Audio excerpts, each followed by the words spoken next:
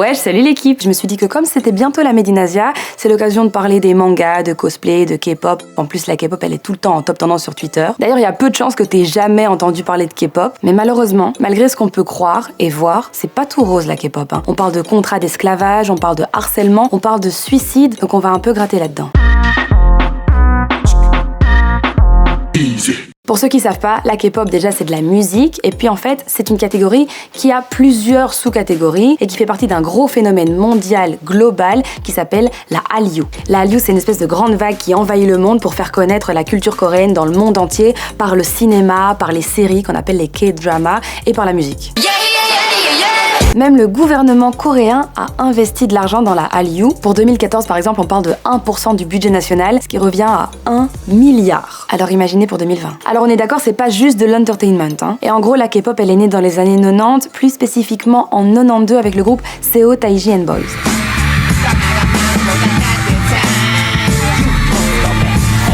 Chez nous en Europe, l'engouement est vraiment arrivé vers 2012 avec un artiste, normalement tu t'en souviens, c'est Psy avec son Gangnam Style. Oppan Gangnam Style.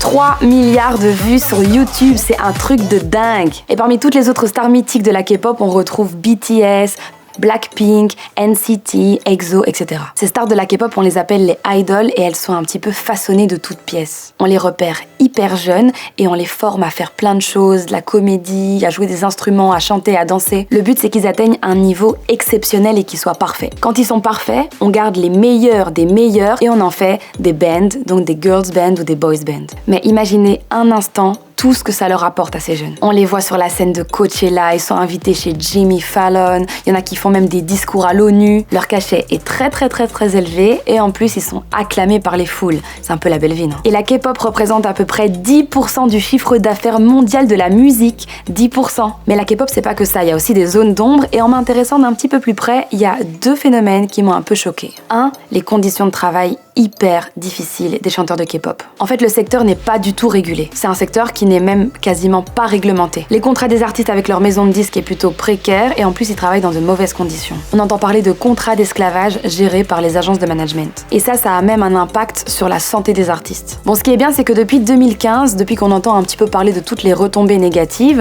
à force d'en parler, ça apporte un cadre légal. Il y a eu un dossier de la BBC qui a mis ça en lumière et du coup, ça a amené un petit peu plus de législation sur le sujet. La deuxième chose qui m'a vraiment choquée concernant la K-pop, c'est le rapport avec les fans. Est-ce que vous saviez qu'une partie des fans coréens refusent que l'idol se mette en couple ? Faut savoir que les fans coréens sont très différents des fans européens. Les fans extrémistes se font appeler les saseng et ils considèrent que les artistes leur appartiennent. Ils considèrent qu'ils ont leur mot à dire sur la carrière, le style vestimentaire, la coiffure de l'artiste. Et donc ils considèrent que si ça leur plaît pas, ils ont tout à fait le droit de critiquer et de harceler l'artiste. On peut parler d'un surcontrôle et ça, les gens des pays occidentaux ont un peu de mal à le comprendre. Et franchement, parfois ça va vraiment très loin. Moi personnellement, j'ai été choquée par le cas de Chen, c'est le chanteur du groupe EXO. Il a annoncé à ses fans qu'il avait envie de se marier et de fonder une famille et là c'est parti en couille. Une partie des fans ont réclamé sa démission du groupe. Il y a eu une contre-réaction d'autres fans qui ont dit qu'il avait le droit d'avoir sa vie privée. Enfin bref, souvent dans la K-pop, quand un artiste dit qu'il est en couple,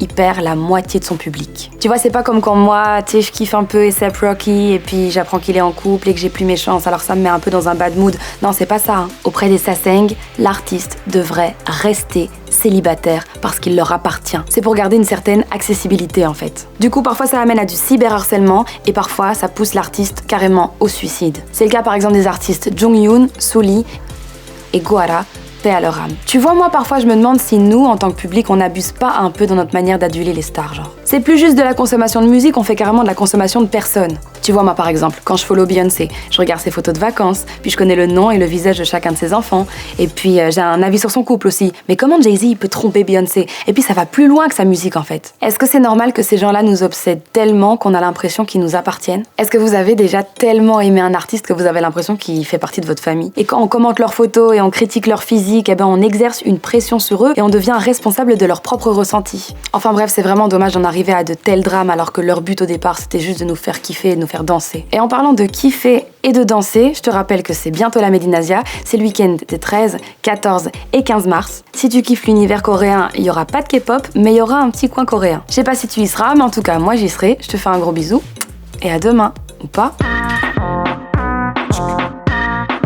Easy. Alors, si tu kiffes Tarmac, n'hésite pas à t'abonner pour voir tous nos autres contenus. Et puis active la petite cloche pour voir toutes nos prochaines vidéos en avant-première. Et si ton petit truc à toi c'est les easy, je t'ai fait une petite playlist.